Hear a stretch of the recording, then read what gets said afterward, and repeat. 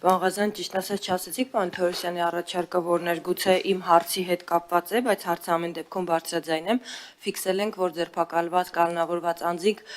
ոչ ուշ քան 3 ժամվա ընթացքում պետք է բժշկական զննության ենթարկվեն եւ կարող է իր ներկայացուցիչ բժիշկը լինել, իսկ եթե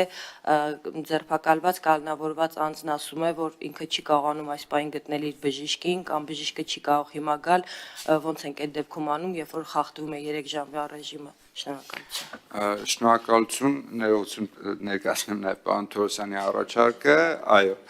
չէ, պարոն Թորոսյանը առաջարկում էր, որպեսզի այդ դեպքերը ամրագրվեն նաև բժշկական ընդհանուր էլեկտրոնային համակարգում, սրա մասին է եղել Արմեդում եւ ուրեմն դա մեզ համար շատ ընդունելի եւ տրամաբանական առաջարկ էր։ Հիմա անդրադառնամ ձեր հարցին, Տիկին Պողոսյան, նայեք, շտապօգնության բժշկի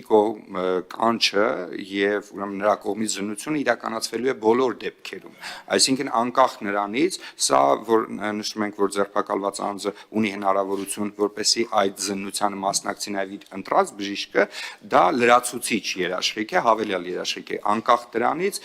շտապօգնության բժշկի կողմից ուրեմն զննությունը ներկայումս արձանագրված է կառավարության որոշմամբ, հիմա մենք սահմանում ենք նաև ավելի բարձր իրավական երաշխիք ենք տալիս եւ ամրագրում ենք օրենքում։ Իմ հարցը զուտ նրա հետ էր կապված, որ հետո օրինակ դա չբողոքարկվի կոնկրետ դեպքով, եթե դիտարկենք, չի կանչում իր բժիշկին, բայց հետո բողոքարկում է այդ զննությունը, ասելով, որ իր բժիշկը չի կարողացել այդքան ժամանակում ներկա գտնվել, զուտ այդպիսի խնդիրներ չառաջանան, էլի իրավական։ Շատ բարի, նմանատիպ խնդիրներ չեն կարող առաջանալ այն տրամաբանությամբ, որ լրացուցիչ երաշխիք է, այսինքն դա հնարավորություն է, դա պարտադիր չէ, սակայն երկրորդ էլեմենտն էլ կա, անձը ընդհանրապես գտնվելով անազատության մեջ ուղղակի կարող է իր բժշկի կողմից, իր կողմից ընտրված բժշկի կողմից ընդհանուր առմամբ որպես ընդհանուր երաշխիք լրացուցիչ զննության ենթարկվել, սա խոսում ենք այն դեպքերի մասին, երբ որ խոշտանգման կամ վատ վերաբերմունքի դեպք է արձանագրվել եւ այդ զննության կտորին ենք անդրադառնում։